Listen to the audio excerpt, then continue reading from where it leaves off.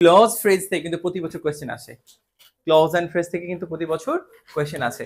তো আমি যেটা মনে করি ক্লজ অ্যান্ড ফ্রেজ আমরা কিছুদিন পরে পড়বে, কারণ হচ্ছে ক্লজ অ্যান্ড ফ্রেজের ব্যাপারটা দেখো। হ্যাঁ, এই যে আমরা তো জানি noun clause, adjective clause, adverbial, এগুলো সব ক্লজ না?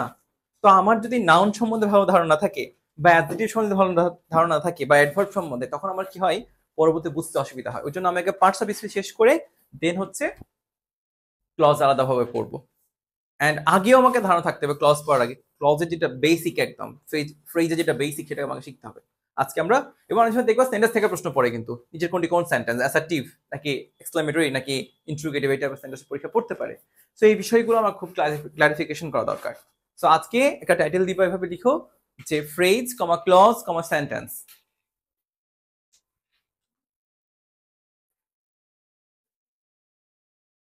পাতা নিবা?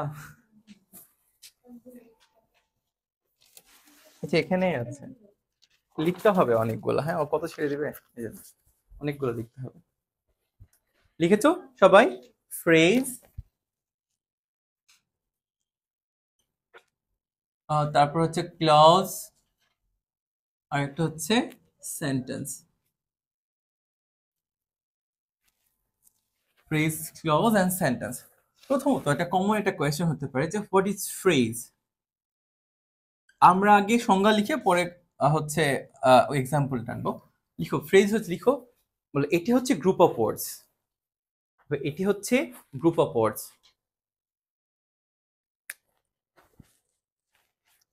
এটি হচ্ছে গ্রুপ অফ ওয়ার্ডস, লিখেছো, যেখানে কোনো ফাইনাইট ভার্ব থাকবে না, থাকে না।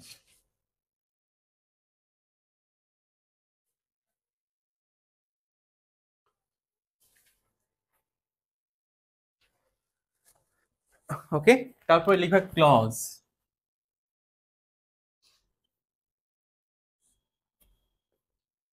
লিখেছো ক্লজ, লিখো এটিও হচ্ছে গ্রুপ অফ ওয়ার্ডস,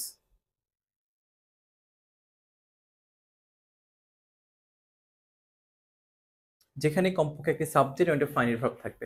সাবজেক্ট না থাকলেও হবে, কিন্তু ফাইনাল ভার্বটা থাকতেই হবে।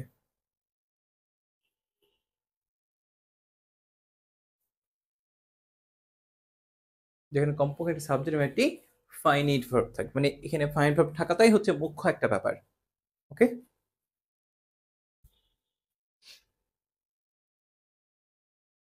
ক্লিয়ার এতটুকু? এবার আমি কিছু এক্সাম্পল দিচ্ছি, দেখো। যদি আমি এইভাবে লিখি যে এ ব্ল্যাক শিপ, এ ব্ল্যাক শিপ, এ ব্ল্যাক শিপ, দেখো তো এখানে কোনো ফাইনাইট ভার্ব আছে? তাহলে তাহলে এটা কি হয়ে যাবে? ফ্রেজ, কিন্তু এটা একটা গ্রুপ অফ ওয়ার্ডস। যদি এরকম বলি a red pen box, a red pen box, এমন দেখবা ক্লোজ প্রেজেন্ট পুরো একটা অনেকগুলো শব্দগুচ্ছ একটা দাগ দেওয়া থাকে, কিন্তু এ রেড পেন বক্স এরাও হচ্ছে কি ফ্রেজ, রাইট? এখন যদি এরকম ভাবে লিখি যে going to the college, going to the college, এটা কি বলতো? এটা going to the college, going to college, এটা কি কোনো ফাইন ভার্ব আছে? তাহলে এটাও যদিও ভার্ব দিয়ে শুরু, কিন্তু নন ফাইন দিয়ে শুরু তো, তাই না? সো এটা কি হবে? এটাও ফ্রেজ হবে। বুঝতে পেরেছো? ওকে, আচ্ছা তারপরে আসো, যদি এরকম বলি যে to read is my hobby, to read, আচ্ছা যদি to read newspaper, to read newspaper, সে এটা দিলাম টু রিড নিউজ পেপার, এটুকু কি টু রিড নিউজ পেপার বলো তো? এটাও গ্রুপ অফ ওয়ার্ডস না? এটাও ফ্রেজ, কারণ এখানে কোনো ফাইনাইট ভার্ব নেই। আচ্ছা, এবার যদি এইভাবে লিখতাম আমি যে অ্যাজ উই নো ইংলিশ, যেহেতু আমরা ইংলিশ জানি, ঠিক আছে?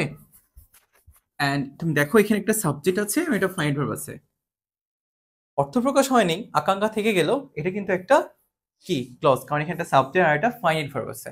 আমি তোমাদের সাবজেক্ট এবং ফাইনাইট ভার্ব নিয়ে ডিটেইল ক্লাস নিয়েছি আগেও, মেবি লেকচার 2 তে, রাইট? এখন বিষয়টা হচ্ছে যদি এভাবে লিখতাম যে উই নো ইংলিশ, তাহলে এটাও একটা ক্লজ। বোথ সেন্টেন্সও, সেন্টেন্স আমি পরে কথা বলছি, আপাতত বুঝেনি। এটা ক্লজ কারণ এখানে সাবজেক্ট এবং ফাইন ভার্ব আছে, ঠিক আছে? এখন তোমরা এটার নাম, একটা নাম শুনেছে না, ইডিয়মস অ্যান্ড ফ্রেজ নাম শুনেছো না? ইডিয়মস অ্যান্ড ফ্রেজ আমাদের ছোটবেলায় শেখানো হয়েছিল স্যার ইডিয়ম আর ফের পার্থক্য হয়ে গেছে ওই একই ওই একই। ইডিয়মস আর ফ্রেজের মধ্যে পার্থক্য আছে না নাই? অফকোর্স আছে। এখানে শুধুমাত্র একটাই ইডিয়মস, বুঝছো? বাদ বাকি এটাও ফ্রেজ এটাও ফ্রেজ। হ্যাঁ, বুঝতে পেরেছো? টু রিড লিখেছিলাম, এটাও ফ্রেজ। বুঝে গিয়েছে? শুধুমাত্র একটা ইডিয়মস। এর কারণ কি বলতো? ইডিয়ম মানে হচ্ছে কি বাগধারা না? তো বাগধারা যদি বলি যেমন এই ব্ল্যাক শিপ মানে কি একটি কালো ভেড়া, কুলাঙ্গার। তাহলে ইডিয়মস কি করে সেই শব্দগুলো কখনো নিজস্ব অর্থ দেয় না, এটা ভিন্ন অর্থ প্রকাশ করে, তাই না? আচ্ছা, আমরা আকাশ কুসুম চিন্তা করো না, এর মানে কি সে একবার আকাশ একবার ডিমের কুসুম চিন্তা করে এটা নাকি? অবাস্তব, অন্য কিছু বোঝাচ্ছি না, না আকাশকে বোঝাচ্ছি না কুসুমকে বোঝাচ্ছি, এটা ভিন্ন অর্থ দিচ্ছি বলে ওগুলো বাগধারা। ইংলিশের ক্ষেত্রেও সেম, যে অর্থগুলো তার নিজস্ব অর্থ না ভিন্ন একটা অর্থ দেয় সেগুলো আমরা কি বলি ইডিয়মস, কিন্তু সেগুলো তো ফ্রেজ, তাই না? ক্যাটস অ্যান্ড ডগস মানে কি কুত্তা বিলাই নাকি মুষলধারের বৃষ্টি, আলাদা অর্থ দিচ্ছে না? তাহলে আমরা এটা বলতে পারি যে সকল ইডিয়মসি ফ্রেজ, যে সকল ফ্রেজ ইডিয়ম না, এটা সিস্টেমে লিখে দিবা যে সকল ইডিয়মসি ফ্রেজ, কিন্তু সকল ফ্রেজ ইডিয়মস নয়।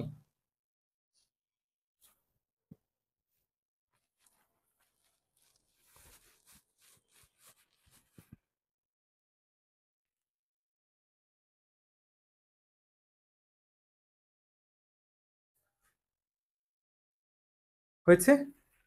ওকে, এবার লিখো হচ্ছে সেন্টেন্স।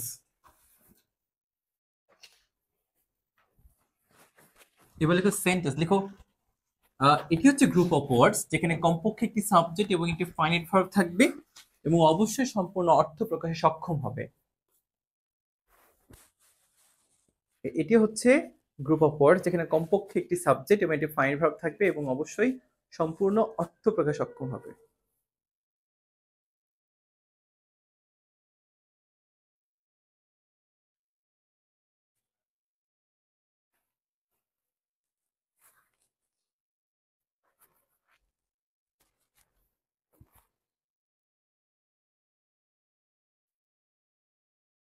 হয়েছে? তাহলে ক্লজের সাথে ফ্রেজে ক্লজের সাথে সেন্টেন্সের পার্থক্য তো বুঝতে পেরেছো?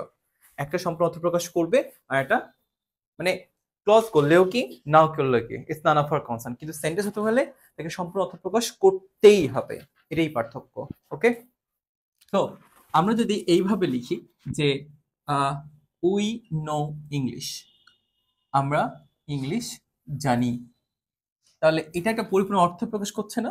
একটা সাবজেক্ট এবং একটি কি ফাইনাইট ভার্ব আছে এবং সাবজেক্ট ফাইনাইট ভার্ব পেলে একটা পরিপূর্ণ অর্থ দিচ্ছে, বিধায় এটা একটা সেন্টেন্স। কি যদি আমি এইভাবে লিখতাম যে অ্যাজ উই নো ইংলিশ, যেহেতু আমরা ইংলিশ জানি, তাহলে কি এটা একটা সেন্টেন্স হতো? এটা একটা ক্লজ হয়ে থাকতো, তাই না? তাহলে এটাকে সেন্টেন্স করতে হলে সম্পূর্ণ অর্থ দিতে হবে। As we know English we will get a good job, we will get a good job, right? এবার একটা সেন্টেন্স হয়ে গেছে না পুরোটা মিলে? এটা সেন্টেন্স হলো না ভাইয়া? সেন্টেন্স হয়েছে? কিন্তু দেখো সেন্টেন্স একটা হলো, ক্লজ কিন্তু দুটো আছে, তাই না? এটা একটা ক্লজ, এইটা একটা ক্লজ। একটা হচ্ছে ডিপেন্ডেন্ট, একটা হচ্ছে কি ইন্ডিপেন্ডেন্ট। তাহলে ডিপেন্ডেন্ট ইন্ডিপেন্ডেন্ট মিলে কি হলো সেন্টেন্স। তার মানে আমরা বলতে পারি না যে একটা সেন্টেন্সে একাধিক ক্লজও থাকতে পারে, আবার একটা ক্লজ বিশিষ্ট একটা সেন্টেন্স হতে পারে। তাহলে আমরা এটা বলতে পারি না, এটা লিখো যে সকল সেন্টেন্সই ক্লজ, সকল ক্লজ সেন্টেন্স নয়।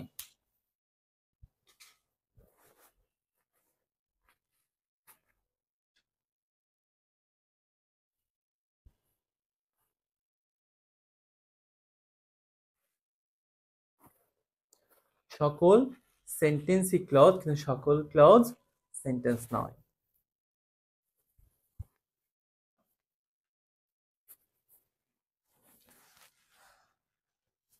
ওকে, ব্যাপারটা বুঝতে পেরেছো? এখন আমরা জানি আচ্ছা সেন্টেন্স কত প্রকার যদি বলে কি বলবা? জোরাজুরি তো বলা যায় না সেন্টেন্স কত প্রকার, আগে বলতে হবে কোন দৃষ্টিভঙ্গি থেকে, তাই না? বলতে হবে অর্থগত সেন্টেন্স কত প্রকার। 5 প্রকার। কি কি? অ্যাডজেক্টিভ, ইন্ট্রোগেটিভ, তারপরে ইম্পেরেটিভ, অপটিভ অ্যান্ড এক্সক্লেমেটরি, রাইট? এই টাইপের প্রশ্ন অনেকবার কম্পিটিটিভ এক্সামে আসছে যে থ্যাংক ইউ। আচ্ছা, আমি একটা কথা বলি, আমরা জানি যে একটা অ্যাসার্টিভ সেন্টেন্সের গঠন কি subject plus verb, right, plus extension. একটা ইন্টারোগেটিভ কি হয় আগেই ভার্ব পরে সাবজেক্ট, রাইট। ইম্পেরেটিভে কি হয় সাবজেক্ট উজ্জ থাকে এবং কি থাকে সেই সাথে অনুরোধ বোঝাই, তাই না, আদেশ নিষেধ এগুলো বোঝাবে। তাহলে আদেশ নিষেধ উপদেশ অনুরোধ এই করা থাকবে, আর সাবজেক্ট ইউ উচ্চ হয়ে থাকবে। থাকে না ব্যাপারটা ভুল থাকে কিন্তু উচ্চ হয়ে থাকে, তখন সেগুলো আমরা কি বলি ইম্পারেটিভ বলি। এছাড়াও লেট দিয়ে শুরু হলে সেটা কি হয় ইম্পারেটিভ হয়। অপটেটিভ কি হবে মে উল্লেখ থাকবে মে। মূলত এটা ইচ্ছার ব্যাপারটা আমি এটা মনে করি, এটা চাইতে অনেকে মনে করে আই উইশ যখন বলে ওটা মনে করে অপটেটিভ, বরং মঙ্গল কামনা অর্থে যখন ব্যবহার করি সৃষ্টিকর্তার যখন যখন যা হয় প্রার্থনা, এক কথা প্রার্থনা যখন বোঝে, যেমন অবশ্যই অপটেটিভে একটা মে উল্লেখ থাকে, ভালো করে খেয়াল করো, মে ইউ লিভ লং, তুমি দীর্ঘজীবী হও, হ্যাঁ এই আর কি। আগে সব এক্সাম্পল তো মে শেখ হাসিনা লিভ লং। এরপরে হচ্ছে এক্সক্লেমেটরি। এক্সক্লেমেটরিতে কি হয় একটা এক্সক্লেমেশন মার্ক থাকবে, এটা হচ্ছে বড় চেনার উপায়, রাইট। এবং অবশ্যই আশ্চর্যজনক কিছু একটা বোঝাবে, হ্যাঁ অ্যামেজিং সারপ্রাইজ বা ওয়াও এরকম কিছু এক্সপ্রেশন আসবে। এবং যাই হোক না কেন লাস্টে যদি এটা একটা ভালো উপায় যে লাস্টে যদি একটা এক্সক্লেমেটরি জিনিস হয় সেটা কি হবে এক্সক্লেমেটরি। ওকে আচ্ছা, সো যদি এরকম প্রশ্ন পড়ে পরীক্ষা থ্যাংক ইউ এটা কোন সেন্টেন্স বলো তো? Exclamatory is an assertive sentence, right.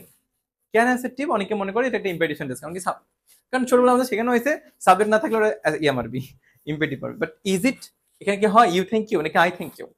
এখানে আইটা উচ্চ হয়ে আছে, রাইট, তাই এটা একটা অ্যাসার্টিভ সেন্টেন্স। যদি এরকম বলি হ্যাপি বার্থডে কোন সেন্টেন্স? হ্যাঁ অপটেটিভ বলিস না প্লিজ, এটাও অ্যাসার্টিভ সেন্টেন্স, কারণ এখানে I wish you happy birthday, এখানে আই উইশ ইউটা পুরোটাই রিডিউস করা আছে। যদি বলি গুড মর্নিং কোন সেন্টেন্স বল এখন অপটেটিভ? গুড মর্নিং এগুলো সবগুলো অ্যাডজেক্টিভের মধ্যে পড়বে, কারণ I wish you good morning, right.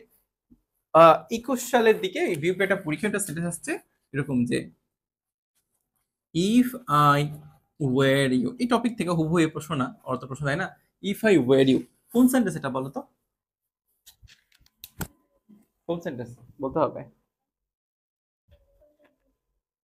If I were you এটা তো উইশ বোঝাচ্ছে তাই না, আহা বলো অপটেটিভ। Is it assertive? এটা একটা ভুল সেন্টেন্স, ঠিক আছে, নান অফ দেম অ্যান্সার হবে, বুঝতে পেরেছো? কারণ এটা তো ভুল, এটা তো সেন্টেন্স এখনো হয়নি, এখানে এইটা কমপ্লিটই তো হয়নি, কমপ্লিট হয় এবার হয়ে গেছে। হ্যাঁ আমি যদি তুমি হইতাম আমি তোমার জায়গায় থাকতাম এক্সক্লামেশন দিলে এবার হলো সেন্টেন্স। পড়তেই পারে পরীক্ষায়, তুমি ভাববে প্রশ্ন মনে হয় ভুলে গেছে, এটা মনে হয় ভাবতে পারো এরকম মনে হয় টাইপিং মিস্টেক হয়েছে, দিব না ব্ল্যাঙ্ক। এর চেয়ে বোকামি তুই দেখলি যে আরে এটা তো আমি দেখি নাই অপশানে। এই টাইপের প্রশ্ন দুই একটা করে মেডিকেলে থাকতেই পারে। তুমি ওকে মনে হবে তুমি জানো যে ইফ আই ওয়ের ইউ দিয়ে সেন্টেন্স হলে তো ইনকমপ্লিট সেন্টেন্স, তার মানে অ্যাসার্টিভ জীবনও হবে না, তার মানে মনে ভুল আছে অপশনে, না দাগালেই ভালো করবো তাহলে। হ্যাঁ নান অফ দেম থাকবে একটা, ধরো অপশন এতে দিল অ্যাসার্টিভ, অপশন বি দিলে ইম্পারেটিভ, অপশন সি দিলে exclamatory, option D none of them. কিন্তু অনেকে তাই অ্যাসার্টিভ এই যে ফুল স্টপ দেখে অ্যাসার্টিভ মারবে, ফুল স্টপ থাকলে তো নান অফ দেম হবে। হ্যাঁ কিন্তু এক্সক্লেমেটরি থেকে গেলে আবার কি হবে উত্তর এক্সক্লেমেটরি হবে, বুঝে গিয়েছে। এন্ড এটাকে যদি আমরা অ্যাসার্টিভ করি তাহলে কি করতাম আই উইশ মানে ইফের বদলে কি I wish I were you, তখন এখানে আবার ফুল স্টপ দেওয়া যেতে পারে, বুঝে গেছে? কারণ এটা তখন কি হলো এক্সক্লেমেটরি থেকে অ্যাসার্টিভ হয়ে গেল। এই তো সেন্টেন্স থেকে এটা কিছু কনফিউজিং সেন্টেন্স পড়তেই পারে। এখন আমরা যেটা শিখবো ব্যাপারটা এটা হচ্ছে দেখো যে গঠনগত ভাবে সেন্টেন্স আসলে কত প্রকার। গঠনগত ভাবে মহে বল গঠনগত ভাবে কত হবে সেন্টেন্স? 3 প্রকার, রাইট। কি কি? Simple, complex, compound. এই তিনটার সাথে আবার ক্লজের একটা ভালো সম্পর্ক আছে, রাইট। তাহলে এবার বলো ক্লজ বেসিক্যালি কত প্রকার? ক্লজ 3 প্রকার না, বেসিক্যালি ক্লজ 3 প্রকার, রাইট। ক্লজ হচ্ছে বেসিক্যালি 3 প্রকার, রাইট। অনেক অনেক আছে, বলছি আস্তে আস্তে। ক্লজ হচ্ছে প্রধানত 3 প্রকার। প্রথমটা কি বলি আমরা? প্রিন্সিপাল ক্লজ, রাইট, বা মেইন ক্লজ, যেটা প্রিন্সিপাল ক্লজ। তারপর আমরা বলি না subordinate clause,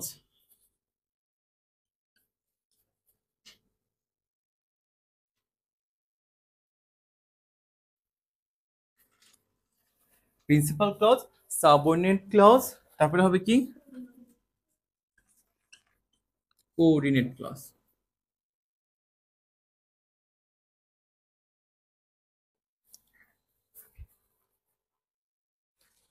principal clause, subordinate clause, coordinate clause. Okay, আচ্ছা দেখো হ্যাঁ, প্রিন্সিপাল ক্লজের সংজ্ঞাটা আসলে কি, প্রিন্সিপাল ক্লজ আসলে কি বুঝি? বলা হচ্ছে যে ক্লজ তার অর্থ প্রকাশের জন্য অন্য কোনো ক্লজের উপর নির্ভর করে না, অর্থাৎ স্বাধীন। স্বাধীন মানে ইন্ডিপেন্ডেন্ট, দ্যাটস হোয়াই এটা হচ্ছে কি ইন্ডিপেন্ডেন্ট ক্লজ, এর নাম হচ্ছে কি ইন্ডিপেন্ডেন্ট ক্লজ। এখন যে ক্লজ তার অর্থ প্রকাশের অন্য কোনো ক্লজ উপর নির্ভর করে না, অর্থাৎ স্বাধীন, নিজে নিজে অর্থ প্রকাশ করতে পারে, তাই সম্পূর্ণ অর্থ প্রকাশ করতে পারেই, সাবজেক্ট আছে, ফাইন্ড ভার্ব আছে, সম্পূর্ণ অর্থ প্রকাশ করতেও পারে। দ্যাট মিন্স কি, এটা একটা সেন্টেন্স, কি সেন্টেন্স? Simple sentence. এই সেন্টেন্সকে আমি কি বলতে পারি? সিম্পল বলতে পারি, সিম্পল।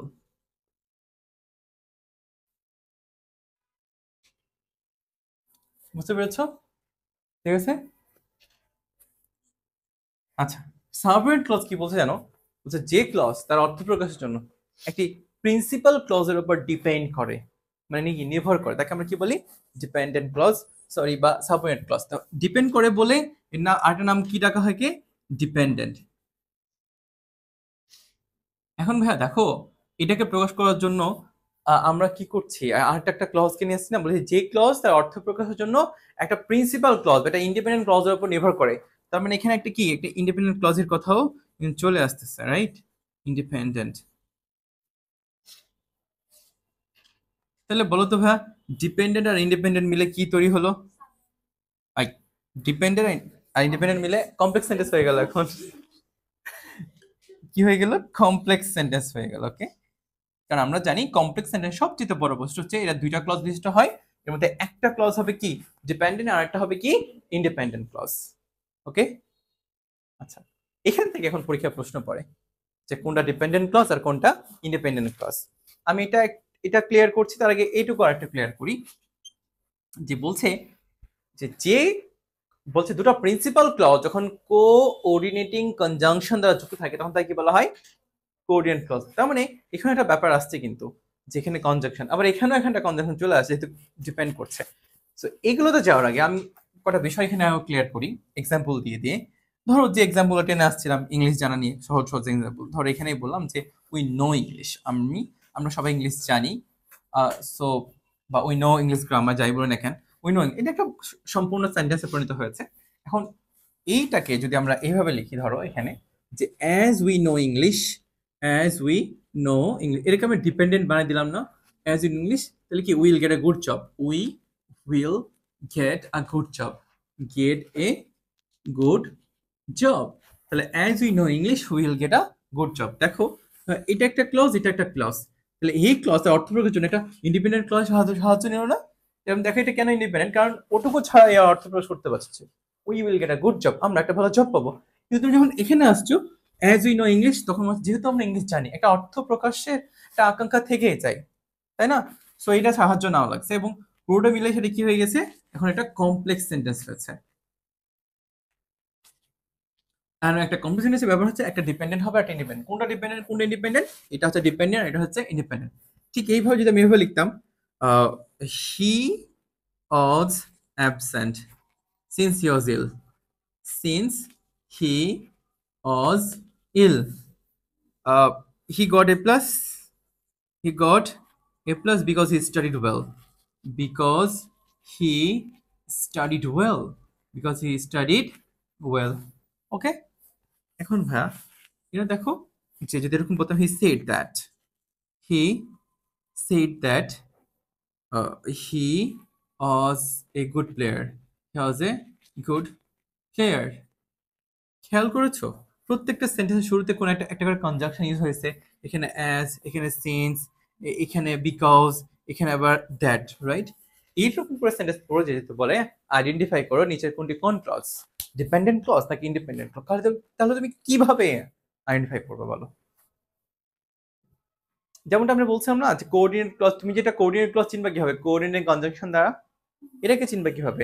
আমাদের ছোটবেলায় শেখানো হয়েছে এরকম যে হি was absent since he was ইল, তাহলে সিন্স হি ওয়াজ ইল হবে কি ডিপেন্ডেন্ট, রাইট? ওপরেটা কি হবে? As we know English. ওপরে কি হবে? ডিপেন্ডেন্ট। ৩ নাম্বারটা দেখো তো, ৩ নাম্বারে কোনটা ইয়ে হবে?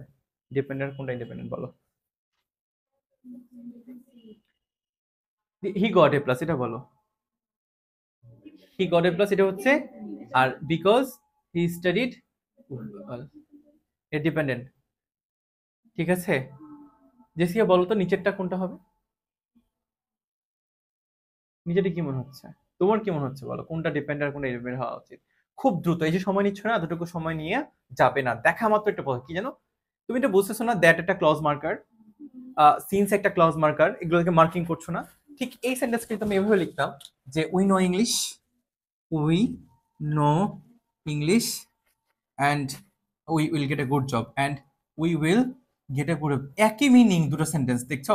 কিন্তু and will get, and will get a good job, খেয়াল করো, এটা একটা ক্লজ, এটা দুটো প্রিন্সিপাল ক্লজ, কারণ অ্যান্ড থাকার কারণে তুমি দুটাকে আলাদা আলাদা করে দিচ্ছ।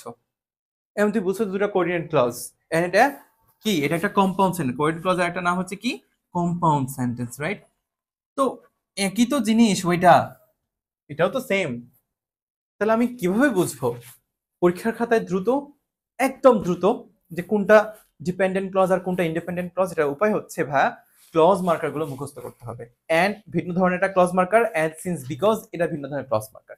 যেখানে as since because relative pronoun যুক্ত ক্লজ মার্কার থাকবে, এরা সবাই হচ্ছে কি, হচ্ছে তোমার কমপ্লেক্স সেন্টেন্সের ক্লজ মার্কার, আর কম্পাউন্ড সেন্টেন্সের ক্লজ মার্কার গুলো আলাদা। তুমি খুব দ্রুতই ক্লজকে আইডেন্টিফাই করতে চাও, তো তোমার ক্লজ মার্কারটা বোঝাটাও অনেক। এখন কথা হচ্ছে যে ভাইয়া, কমপ্লেক্স সেন্টেন্সের ক্লজ মার্কার আসলে প্রচুর, অনেক 20, 30, 40, 50 হতে পারে। কিন্তু কম্পাউন্ড সেন্টেন্সের ক্লজ মার্কার কত জানো? মাত্র 11টা, মাত্র 11টা। রাইট? তাহলে এই 11টা বাদ দিয়ে, তাহলে আমার বুদ্ধিমানের কাজ, আমি 11টা মুখস্থ করবো।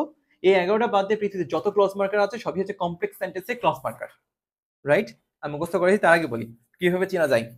হ্যাঁ, যেখান থেকে ক্লজ মার্কার শুরু, সেখান থেকে ডিপেন্ডেন্ট ক্লজও শুরু। তোমার আর কি অর্থ প্রকাশ করলো কি করলো না, কারো মনের ভাব বোঝার দরকার নেই। রাইট? সো এখান থেকে ক্লজ মার্কার শুরু, তার মানে এটা হচ্ছে কি? Dependent clause. এখানে কি? সিন্স, তাই এটুকু ডিপেন্ডেন্ট ক্লজ।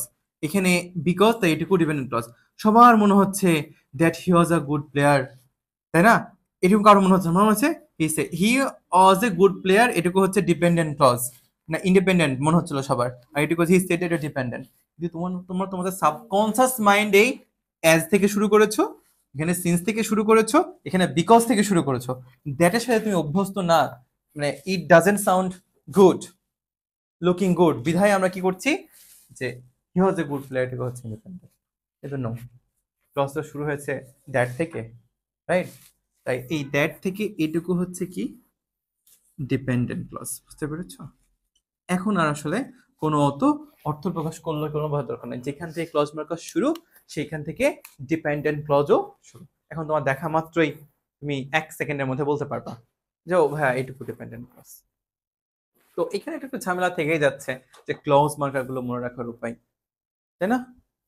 আচ্ছা, এনি কোয়েশ্চেন আছে এখানে? তাহলে এবার লিখো যে কম্পাউন্ড সেন্টেন্সে ক্লজ মার্কার গুলো মনে রাখা সহজ উপায়।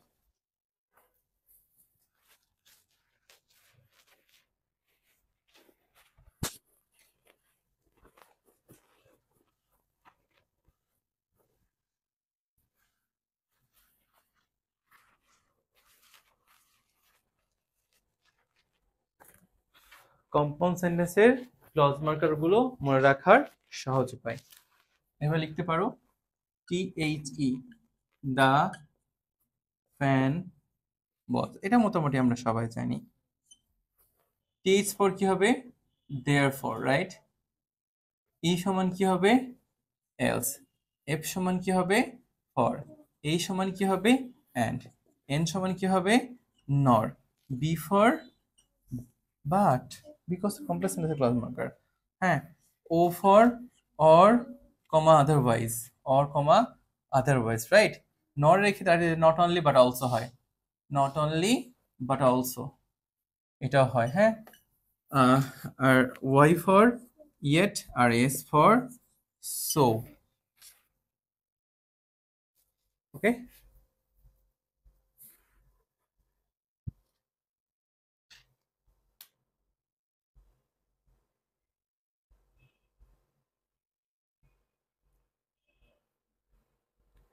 স্পর্শ হয়েছে।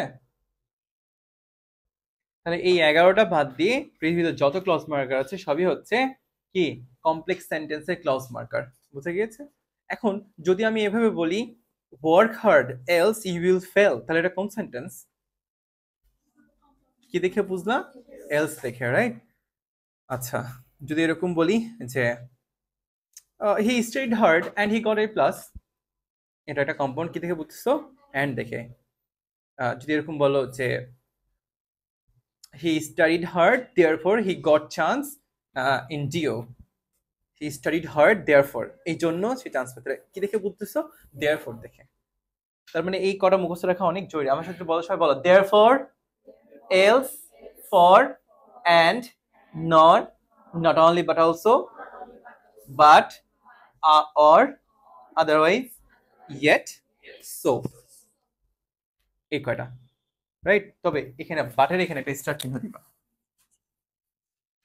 লিখো মেডিকেলে একটা আশা করছি একটু পরে আমি লিখবো হি is poor, he is poor but he is honest, but he is, এই এক্সাম্পল এই যুগে আর যায় না। আমরা দেখেছি যে যত বেশি বড় লোক সে তত বেশি দুর্নীতিগ্রস্ত, তাই না? তা লিখতে হতো he is rich but he is honest. ঠিক আছে? এখন আসলে তোমার কাছে 1 কোটি টাকা আছে, তুমি গরিব।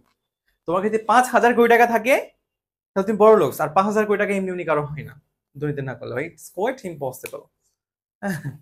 তো এই 1 আর 2 কোটি টাকা আসলে এখন গরিব। আর তাহলে ভাই যাদের এই ধরো কোন রকম চলি ফেরি, তাহলে কি এরা দারিদ্র সীমার নিচে বসবাস করি আমরা। He is poor but he is honest. আর যারা একদমই ঘুরে বেড়ায় ওরা তো মানুষই না, ওরা অন্য কিছু, ওটা alien. He is poor but he is honest. দেখো he is poor but he is honest, এটা কোন সেন্টেন্স? এটা একটা কম্পাউন্ড সেন্টেন্স। কি দেখে বুঝিস? বার্ড দেখে।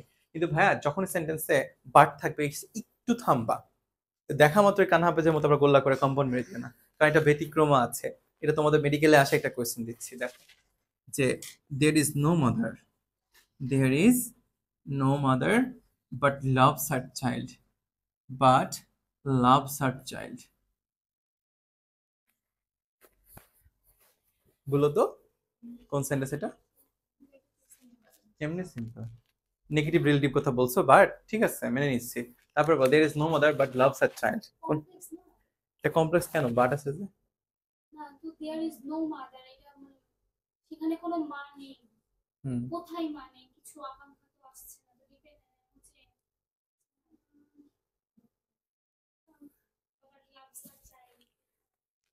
দেখো নর্মালি আমরা কিন্তু এভাবেই কম্পাউন্ড সেন্টেন্স করে এসেছি, খেয়াল করেছো? এইচএসসি আমরা যখন এসে অনেক আগে, তোমার তো পড়নি হতবাকা ব্যাচ, তোমরা তো আবার ট্রান্সফরমেশন পড়নি, বাট আমাদের সময় কিন্তু একটা করে এসেছি যে কমপ্লেক্স এরকম দেখো যে এরকম করে এসেছি যে there is no mother, there is no mother who doesn't, I, but তখনই প্রয়োজন যখন ছাড়া অর্থে ব্যবহৃত হয়। হ্যাঁ, there is no mother but there is no mother who doesn't love her child, এইভাবে থাকতো না? এটা কম্পাউন্ড আমরা এমনি করতাম। কিন্তু সত্যি বলতে কি জানো, এটা এটা নিজেও কিন্তু একটা কমপ্লেক্স সেন্টেন্স হয়ে গেছে। এটা যদি কেউ ব্যাখ্যা দিতে চায় তাহলে কি বলবা?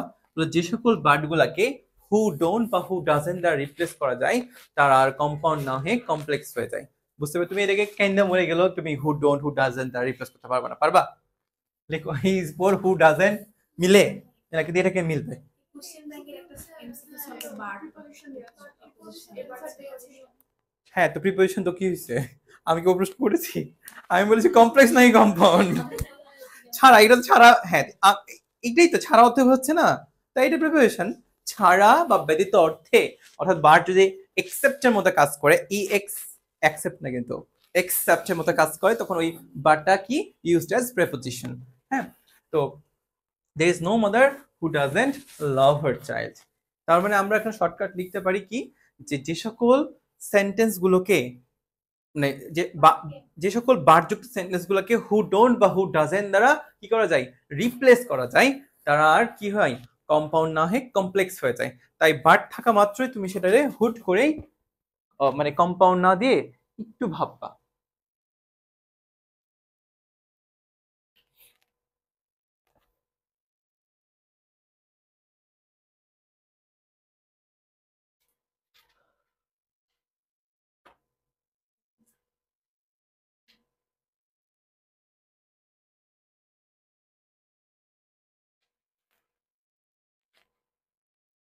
যে সকল বার্ডগুলোকে হু ডোন্ট বা হু ডাজেন্ট দ্বারা রিপ্লেস করা যায়।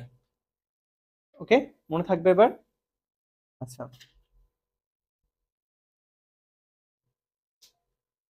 এবার বলো তো, he is ill but he is present. Compound sentence, কারণ এই বাটকে এক কথা দেয়ার ইজ নো দ্বারা শুরু হলেই এই ঝামেলাগুলো হয়, না হলে নর্মালি সেটা কম্পাউন্ড সেন্টেন্সই হবে। ওকে, আচ্ছা এবার লিখো সাবঅর্ডিনেট ক্লজ 3 প্রকার। লিখো কি কি? মহিমা বল, সাবঅর্ডিনেট ক্লজে 3 প্রকার কি কি বল। ভুল গয়া। সিমি তোকে ধরবো না, কারণ তুই হাদিস খুলে আছিস। আনিকা মনে আছে? আনিকা না?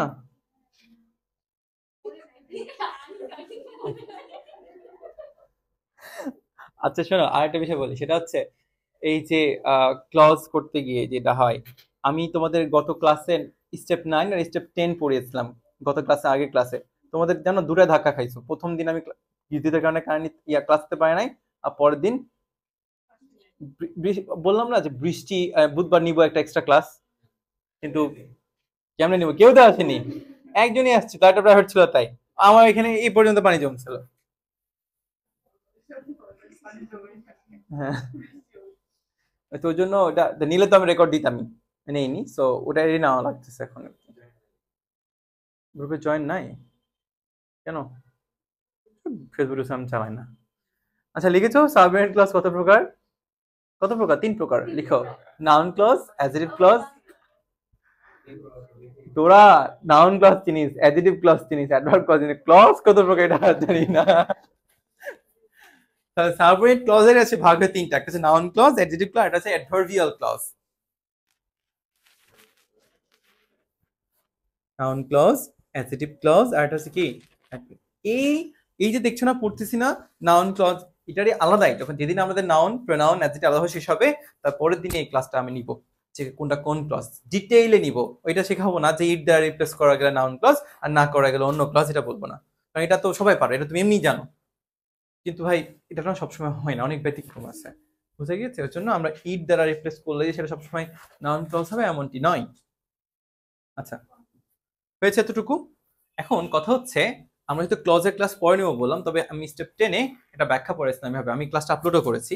স্টেপ 10-এ বলেছিলাম যে রিডিউস ক্লজ হয়ে যে ভার্ব প্লাস আইএনজি হয়, সেটা হচ্ছে কি হয়ে যায়, তোমার পার্টিসিপল হয়ে যায়, রাইট? তাহলে আমাদের যে শিখতে হবে রিডিউস ক্লজ ব্যাপারটা কি, যদিও বলেছিলাম, এখানে আমরা আরেকটু ডিটেইলে শিখবো।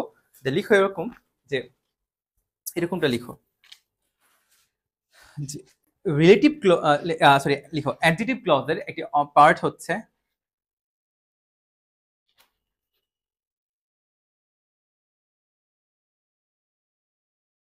Relative clause.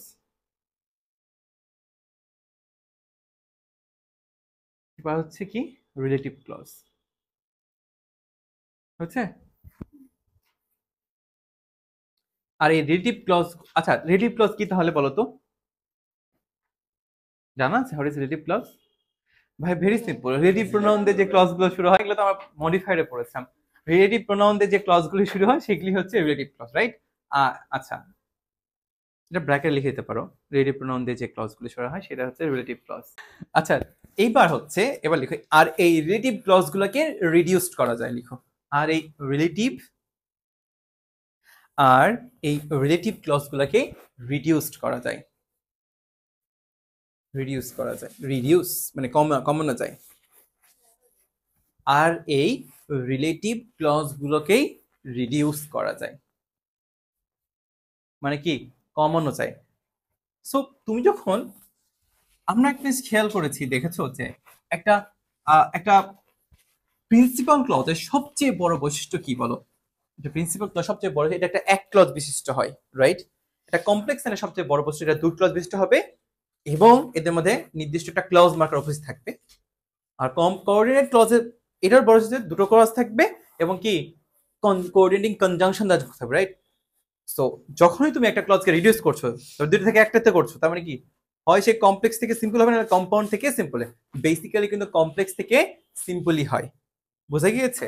তো আমরা তো জানি রিলেটিভ ক্লজ ধরে WH কোয়েশ্চেন কি দা ফ্যান বয়েজের মধ্যে আছে? তাহলে আমরা রিলেটিভ ক্লজ গুলো যুক্ত সেন্টেন্স গুলো সবাই কমপ্লেক্স সেন্টেন্স না? আর এই কমপ্লেক্স সেন্টেন্স গুলোকে কি করা যায়? রিডিউস করতে হয়। তাও সব কমপ্লেক্স কে না, কোন কমপ্লেক্স গুলোকে? যেগুলো কি দ্বারা যুক্ত?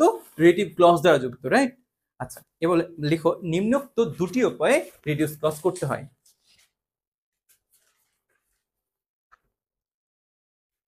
নিম্নোক্ত দুটি উপায়ে রিডিউস ক্লজ করতে হয়।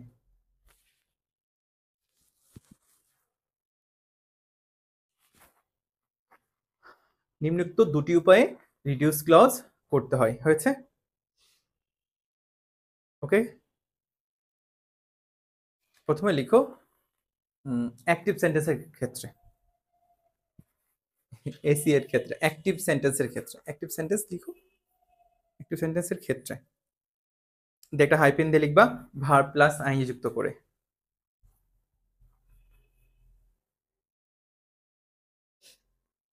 আর প্যাসিভ সেন্টেন্সের ক্ষেত্রে ভি3 করে।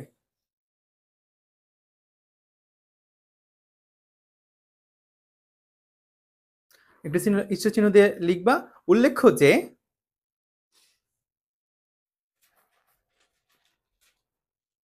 রিলেটিভ রিডিউস ক্লজ করার সময় রিলেটিভ প্রোনাউন এবং যদি অক্সিলারি ভার্ব থাকে সেটাকেও কেটে দিতে হবে।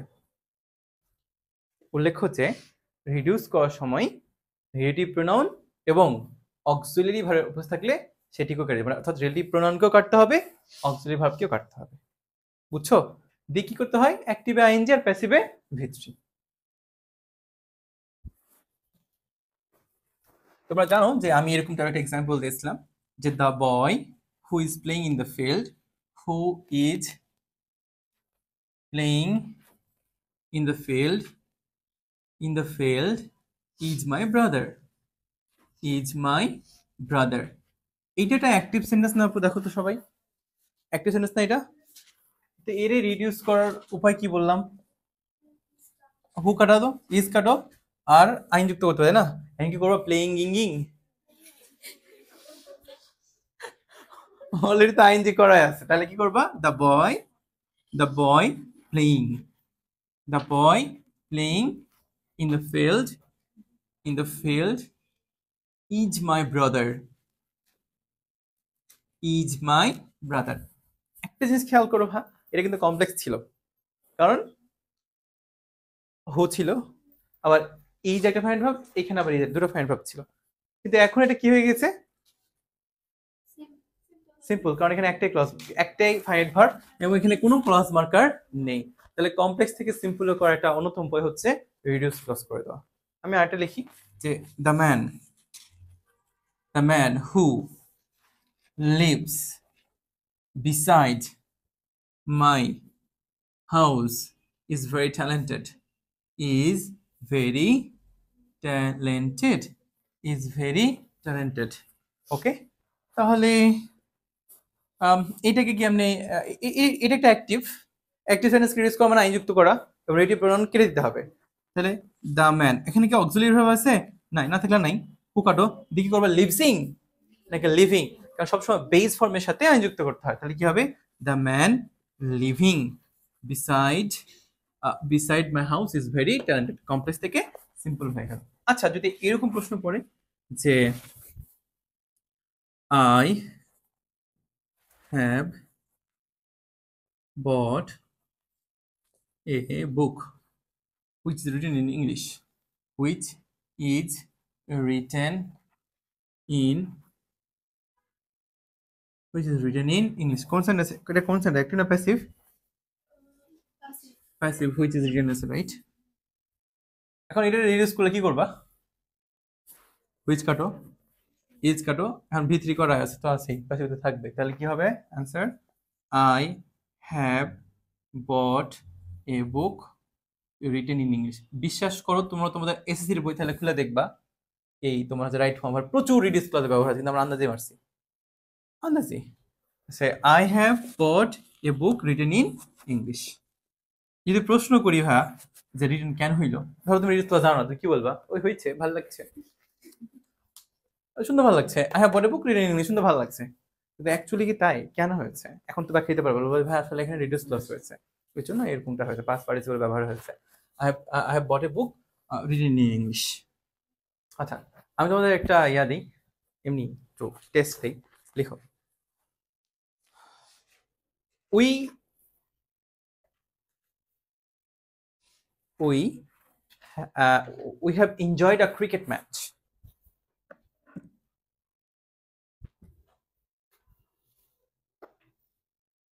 We have enjoyed a cricket match dash ব্র্যাকেটে লিখো arrange bracket close by the two teams.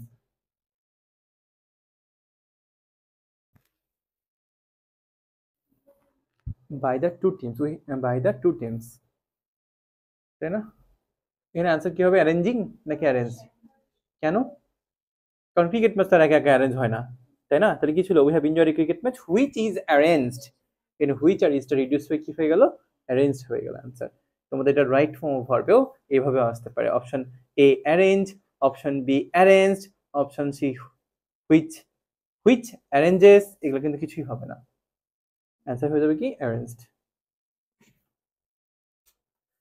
আচ্ছা, এর মাধ্যমে আমরা আমাদের মূল ঘরনার যে ভার্বগুলো সেগুলো শেষ করলাম, কারণ আমরা জেন পার্সেল পড়তে গিয়ে ক্লজের উপস্থিতি পেয়েছিলাম, বিধায় সেই জায়গা থেকে আমরা কি করলাম, এতটুকু বকবক করে আসলাম। সো আমাদের এখন আদার টাইপস অফ কিছু ভার্ব আছে না, আমাদের পড়েছিলাম, মনে আছে কি কি মনে আছে? প্রথমে তো বলেছিলাম ফ্যাক্টিটিভ ভার্ব, এটা আমরা অলরেডি জানি। তারপর আমরা বলেছিলাম লিঙ্কিং ভার্ব বা নন অ্যাকশন ভার্ব, বা এটাকে আর একটা নামও আছে, লিঙ্কিং নন অ্যাকশন। আর কি আছে, কপিউলেটিভ ভার্ব। নাম হচ্ছে কি কপি, আর তোরা আমি লিঙ্কিং পড়েছি, নন অ্যাকশন পড়েছি, অপশনে না আছে কপিউলেটিভ না, ভাই এত ভার্ব পড়াইলো কপিউলেটিভে পড়াইলো না, এটাকে কি করা হয়, কপিউলেটিভ ভার্বও বলা হয়। হ্যাঁ, তো তারপরে তো আমরা দেখেছি হচ্ছে কোয়াসিপ্যাসিভ ভার্ব। কোয়াসিপ্যাসিভ ভার্ব কি ছিল, কোয়াসিপ্যাসিভ সেন্টেন্সের যে ভার্বগুলো সেগুলো কি বলা হয়, কোয়াসিপ্যাসিভ। তার ঠিক পরপরে আছে কি কজিটিভ ভার্ব। ওকে, তারপরে হচ্ছে আমরা দেখেছি কোগনেট ভার্ব, গত বছর আগে বছর পড়েছিল ইনকোহেটিভ ভার্ব বা inceptive verb, reciprocal verb, reflexive verb, তাই না, স্টেটিভ ভার্ব। তারপরে কনজুগেশন অফ ভার্বের ভাগ ছিল কি রেগুলার আর মানে একটা ছিল স্ট্রং ভার্ব বা ইরেগুলার ভার্ব, আর উইক ভার্ব বা রেগুলার ভার্ব, এগুলো ছিল না, এগুলো শেষ করতে হবে। পজিটিভ ভার্বের ক্লাস আমি ফুললি সুন্দর করে রেকর্ড করে কিছুক্ষণ আগে গ্রুপে শেয়ার করেছি। পজিটিভ ভার্বটা আমি একটু স্কিপ করে আদার টাইপস অফ ভার্বে যাচ্ছি।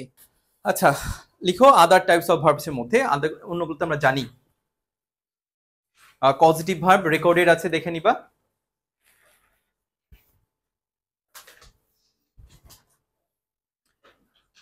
লিখো, প্রথমে লিখো পজিটিভ ভার্ব, লিখো রেকর্ডেড। পজিটিভ ভার্ব রেকর্ডেড, এটা আসলে খুব সুন্দর করে রেকর্ড করা আছে, তুমি দেখলে পেরে যাবে, আর না হলে তো আমি নেক্সট ক্লাসে আবার আচ্ছা আমাকে বলবো যে ভাই পজিটিভ ভার্ব একটু বলেন। আচ্ছা, রেকর্ডেড হয়েছে। আচ্ছা, 2 নম্বর থেকে শুরু করি। প্রথমে লিখো কগনেট ভার্ব। রিঙ্কি বলো তো ভাই কগনেট ভার্ব কি? बताओ बताओ। ভার্বের সাথে না,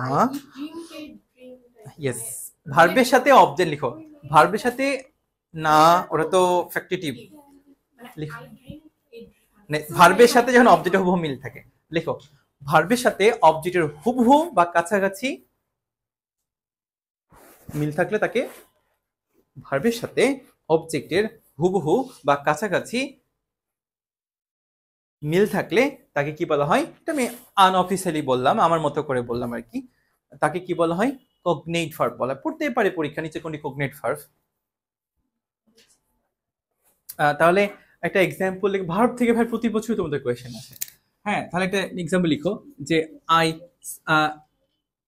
I slept, past tense sleep থেকে পাস্ট করলাম, I slept a sleep, I slept a slip.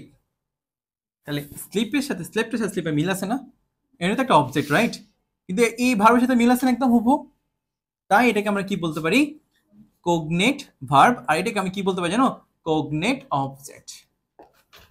Okay,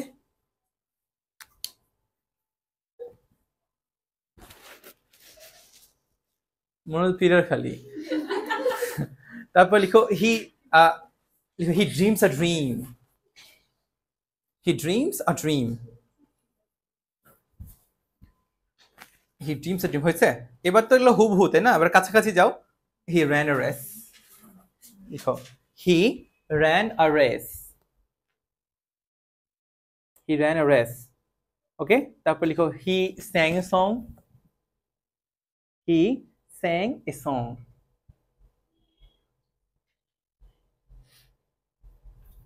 he sang a song হয়েছে। এইগুলো সবগুলো হচ্ছে কি, কিরে কি হলো? হে প্রভু, এসব কি?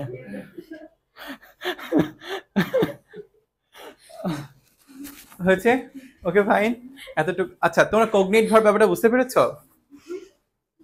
আচ্ছা, এরপরে লিখো ইনকোহেটিভ ভার্ব বা ইনসেপটিভ ভার্ব। লিখো ইনকোহেটিভ বানান হচ্ছে এরকম, ইনকোয়েটিভ বা ইনসেপটিভ বা ইনসেপটিভ ভার্ব। ইনকোহেটিভ বা ইনসেপটিভ। ওকে, ইনসেপটিভ ভার্ব ব্র্যাকেটে লিখবা প্রারম্ভিকতা। ব্র্যাকেট লিখা প্রারম্ভিকতা। যে সকল ভার্বগুলো দ্বারা আরম্ভ, প্রারম্ভ, শুরু হওয়া, বিকাশ, পরিণতি বিকাশ, আবার রকেটের কথা বলিস না। লিখো যে সকল ভার্বগুলো দ্বারা আরম্ভ, কমা প্রারম্ভ, এক কথা শুরু হওয়া টাইপ বোঝাবে, তারপরে পরিণতি এবং বিকাশকে বোঝায়, তাকে আমরা কি বলবো? ইনকোহেটিভ ভার্ব বা ইনসেপটিভ ভার্ব বলবো। ওকে, আচ্ছা, তাহলে এক্সাম্পল লিখতে পারি একটা। যেমন বলো, হ্যাঁ, the day is getting dark, বা it is getting dark. Getting কর, গ্রো কেমনে করে? গেটিং, যেন I am growing older and older, আমি দিন দিন বুড়ো হয়ে যাচ্ছি। The day is getting dark প্রথমটা ছিল, চলো গেটিংটা হচ্ছে কি এখানে ইনকোহেটিভ ভার্ব বা ইনসেপটিভ ভার্ব। তারপরটা বলেছি I am growing older and older. তবে আইএনজি থাকলেই যে সবসময় ইনকোয়েটিভ হবে এমনটা না, পরিণত তো বোঝাতে পারে। যেমন লিখো he has became the, sorry, he has become the richest person in the village. He has become the richest person.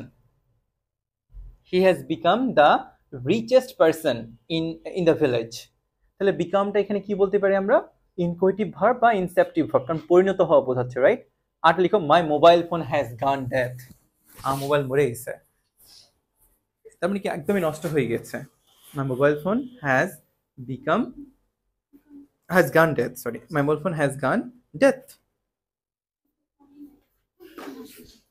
দেখো দ্য লিভস আর, লিভস হচ্ছে লিভ থেকে লিভস হয়েছে,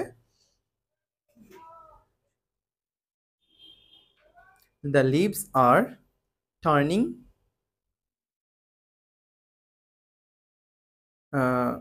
ইন্টু ইয়েলো।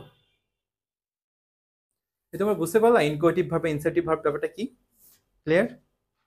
আচ্ছা,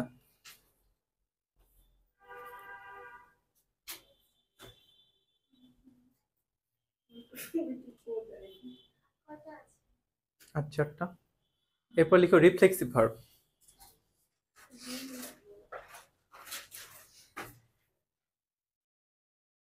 রিফ্লেক্সিভ ভার্ব লিখেছো? যে ভার্বগুলো পরে রিফ্লেক্সিভ প্রোনাউন হয় তাকে রিফ্লেক্সিভ ভার্ব বলে।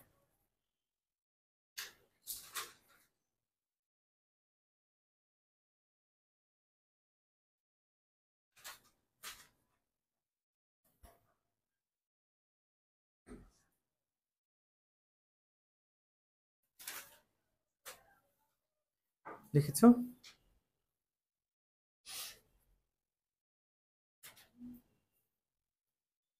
যেমন লিখো ডোন্ট প্রাইড ইউর সেলফ, নিজেকে নিয়ে এত গর্ব করো না।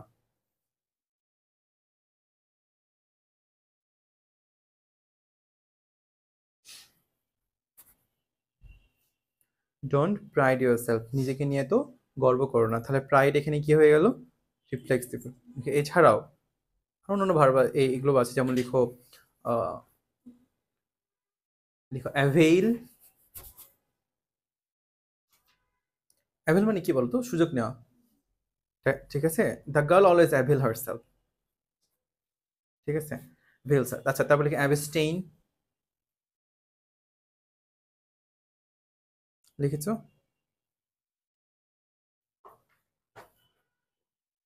অ্যাভেল অ্যাবস্টেন, ওকে। তারপর লিখতে পারো কমিটেড, যেন আই কমিটেড মাইসেলফ। তারপরে লিখতে পারো প্রেজেন্ট কমা অ্যাবসেন্ট কমা কিল এটসেট্রা। তোমার একটা সুন্দর জিনিস শেখাই, লিখো প্রাইড অ্যান্ড প্রেপোজিশন। লিখো প্রাইড অ্যান্ড প্রেপোজিশন, প্রাইডের সাথে প্রেপোজিশনের সম্পর্ক আছে একটা, সম্পর্ক আমি একটু ফাঁস করতে চাই। পরীক্ষা পড়তেই পারে এই টাইপের প্রেপোজিশন, যে he takes pride, he takes pride dash his country। 2 নম্বর লিখো, he prides dash his country। 3 number, he is proud dash his country। কোনটার আনসার কি হবে বলো? ভুল, সেটা ঠিক আছে, এটা একটা ব্যাখ্যা আছে। ফিজা বলতো কি কি আনসার হবে? হুম, তারপর এটা, তারপর এটা, ওকে। আচ্ছা এই ব্যাখ্যাটা হচ্ছে দেখো, প্রাইড যদি কোনো একটা সেন্টেন্সে নাউন হিসেবে ইউজ হয় তখন এরপর প্রিপারেশন হয় ভাইয়া ইন, ওকে। প্রাইড যদি কোনো একটা সেন্টেন্সে ভার্ব হিসেবে ইউজ হয় তখন এরপরে প্রিপারেশন হয় কি, অন, ওকে। আর প্রাইড যদি অ্যাডজেক্টিভ হয়ে প্রাউড হয়ে যায়, হ্যাঁ, তখন এরপরে প্রিপারেশন হয় অফ। বুঝতে পারলে? এখন দেখো তো, প্রাইড এটা একটা নাউন না, এখানে প্রাইড এখানে একটা হচ্ছে নাউন, হি প্রাইডস এখানে এটা হচ্ছে কি ভার্ব, আর এখানে হচ্ছে কি এটা অ্যাডজেক্টিভ। তাহলে এটার অ্যান্সার হবে কি ইন, এটার অ্যান্সার হবে কি অন, এটার অ্যান্সার হবে কি অফ।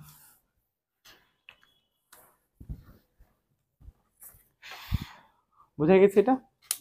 রিফ্লেক্সিভ করে বা লেখো রেসিপ্রোকাল প্রোনাউন।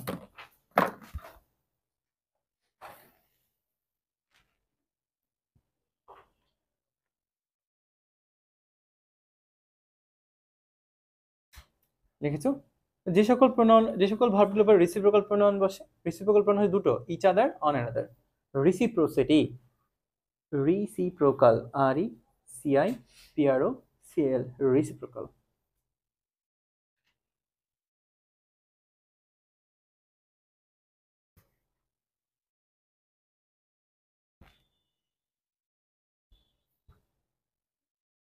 দুটো রেসিপ্রোকাল প্রোনাউন নাম বলেছি, কি কি বলো তো? আচ্ছা একটা জিনিস খেয়াল রেখো, যদি এটা আধুনিক গ্রামারগুলো মানে না, বাট আমরা ট্রেডিশনাল গ্রামার যদি ফলো করি, দুইয়ের মধ্যে সম্পর্ক বোঝালে কি হয়? আচ্ছা এটা প্রিপোজিশন, দুইয়ের মধ্যে হলে হবে ইচ আদার, আর দুইয়ের দিক হলে কি অনাদার।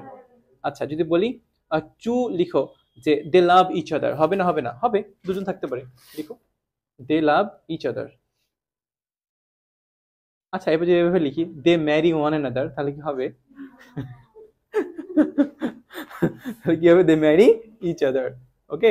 এবার দেখো three brothers love one another.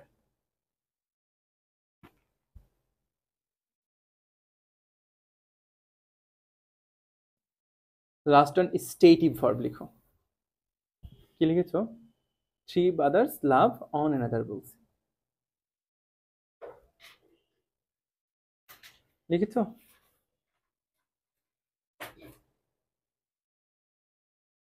তোমাদের সবার কাছে মাস্টার বই আছে?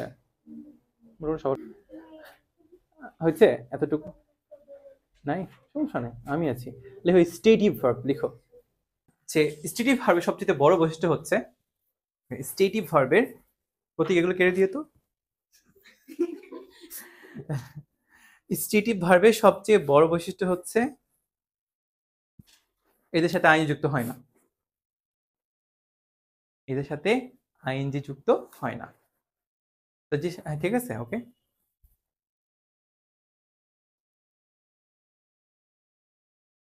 লিখো তাহলে যে সকল ভার্বগুলো দ্বারা, লিখো যে সকল ভার্বগুলো দ্বারা ইমোশনস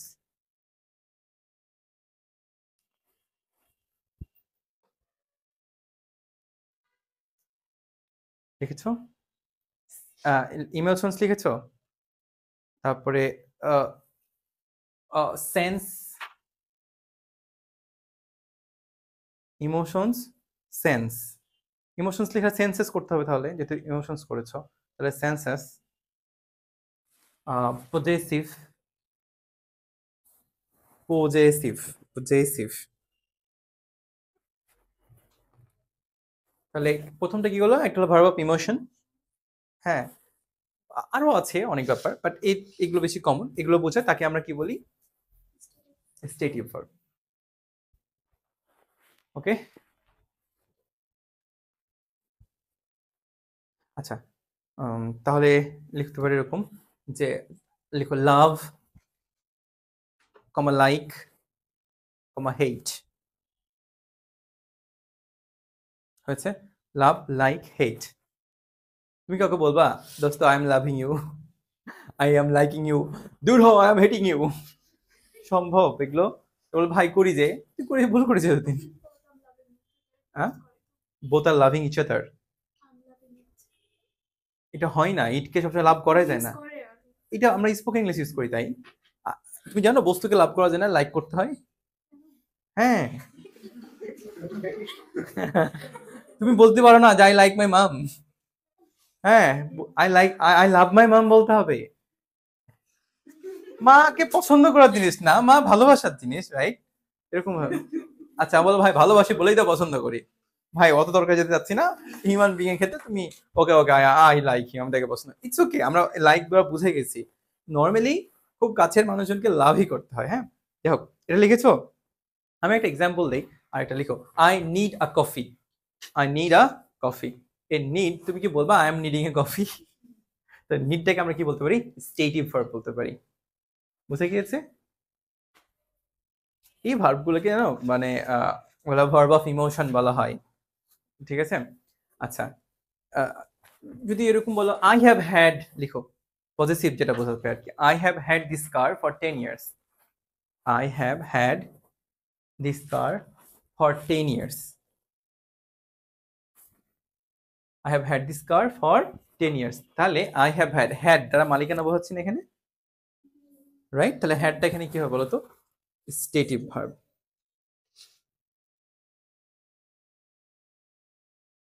তাহলে I own this restaurant, I on,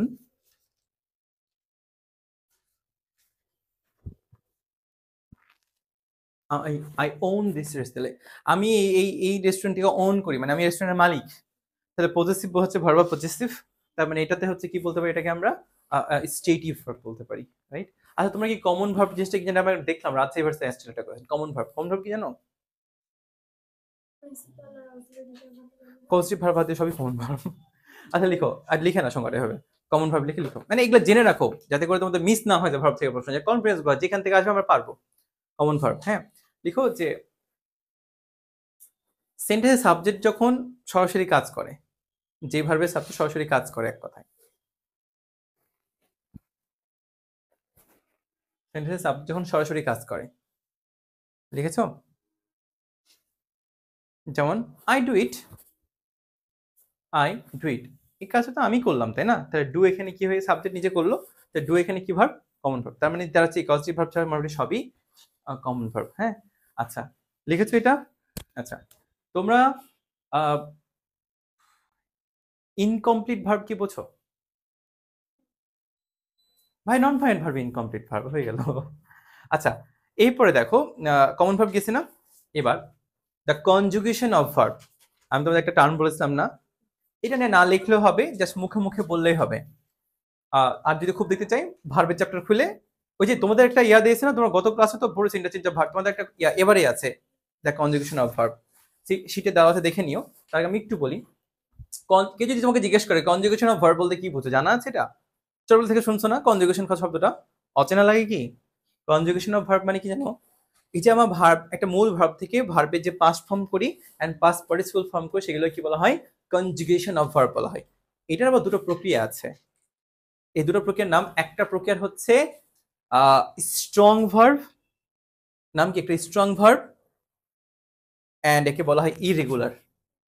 যারা একটা স্ট্রং তারা একটু ইরেগুলার হয়। আর একটা হচ্ছে রেগুলার ভার্ব বা উইক ভার্ব। এন্ড কথা হচ্ছে ভাই কোনটা স্ট্রং? তুমি ম্যাক্সিমাম দেখো আমরা যখন ভাবে পরিবর্তন করে পাস্ট ফর্ম, তখন কি করো? ইডি অথবা টি করো না? কিছু কিছু আছে আবার ইএন করো, তা এন করো, আবার শুধু তোমার হচ্ছে এই যে ইএন এন এগুলো যুক্ত করো না? তো এই ভার্বগুলোর সংখ্যা খুব কম, তাই এরা হচ্ছে ইরেগুলার বা স্ট্রং, খুব শক্তিশালী, এদের সাথে বেশি লাগে না। আর যেগুলোর সাথে তুমি ইডি টি যুক্ত করো সেগুলোকে কি বলা হয়? Week verb. সেগুলো কি বলা হয়? উইক ভার্ব বা রেগুলার টাইপের ভার্ব এগুলা। আচ্ছা, যদি এরকম বলি যে নিচের কোনটি স্ট্রং ভার্ব, ধরো বললাম নিচে কোনটি স্ট্রং ভার্ব, অপশন দিয়ে দেই যে যে আমরা করি না টেক থেকে কি করি? টুক, টেকেন। তার মানে অর্থাৎ যখন তুমি স্ট্রং ভাবে সংজ্ঞাটা এভাবে দাঁড়াচ্ছে যে ভার্বের যখন ভাওয়েলের পরিবর্তন করে ফেলো, ছিল টেক করে দিলে টুক, তার মানে এটা হচ্ছে কি স্ট্রং ভার্ব। আবার দিয়ে করলে কি? টেকেন। কিছু বলছো?